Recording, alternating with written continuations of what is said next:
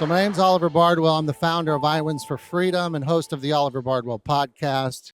You can see my sign over there. I interviewed Dr. Ben Tapper last week, but we've had Jeff Shipley's been on the podcast. We've had some great legislators, even the ICI girls. I grew up in Winterset, Iowa, a small town just south of here. My father was a Marine and a Korean War veteran, and my mother raised 8 of us by mastering the art of clipping coupons. We didn't have much, but we had everything that mattered. A deep love for God, for family, for country, and for freedom.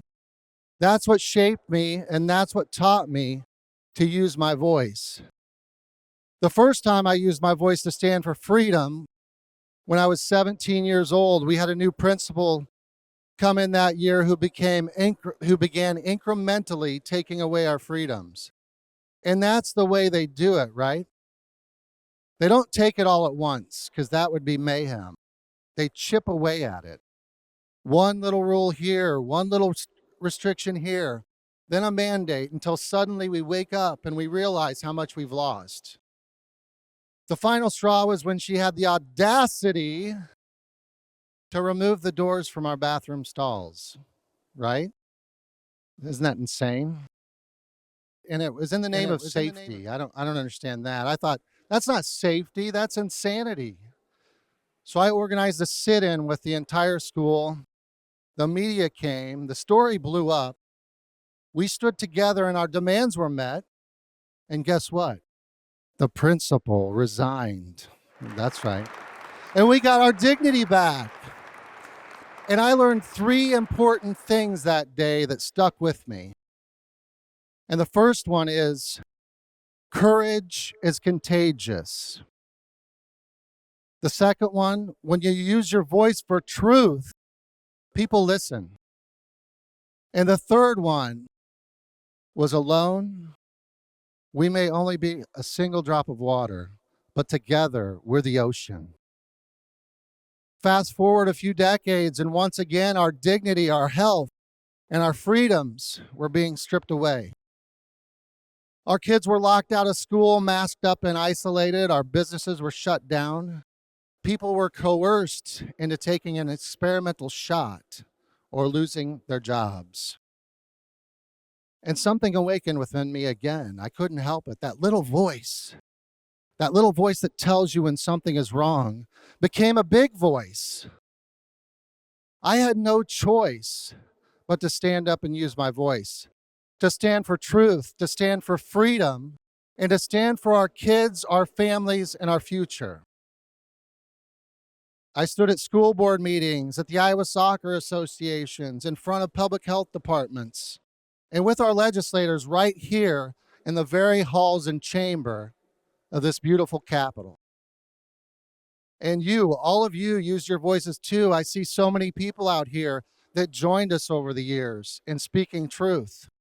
We rallied right here on the West Lawn with 700 Iowans, doctors, legislators, and the injured, standing against mandates at our Worldwide Freedom Rally.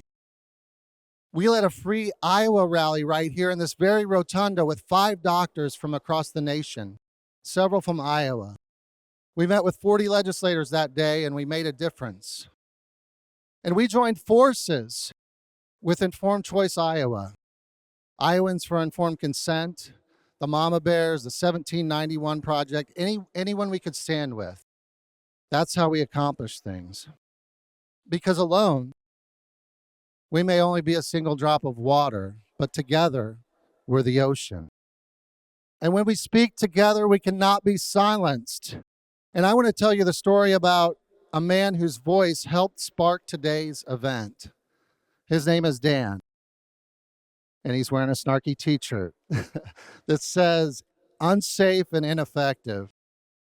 He's a father whose daughter was injured by the very shot she was coerced into taking to become a nurse.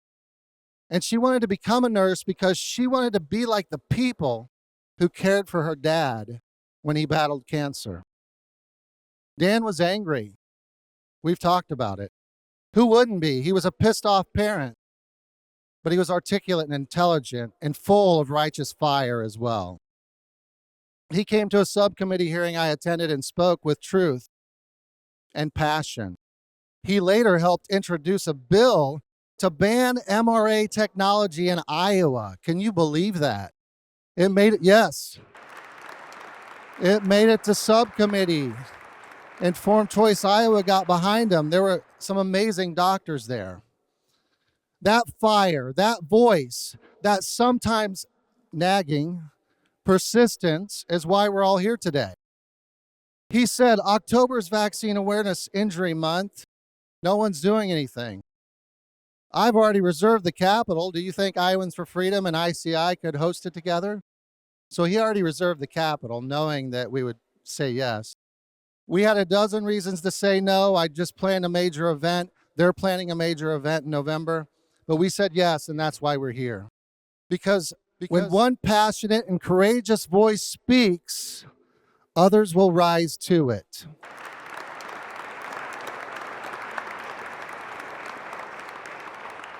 We've seen how hard they try to silence truth. YouTube censored my interview with the frontline doctors within 4 hours of being posted. Facebook shut down our page for an entire month leading up to the Free Iowa rally. We've all been shadow banned, throttled, or erased because, as Dr. Ben Tapper said on my podcast Monday, censorship is the tool of the tyrants. But not today, not here. Never again will we be silenced.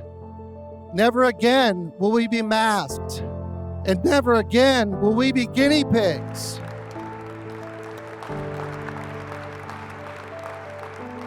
But our voices together are stronger than their attempts to silence us. Speaking of voices, the most important part of this day are the voices of the vaccine injured, and that's why we're having this event.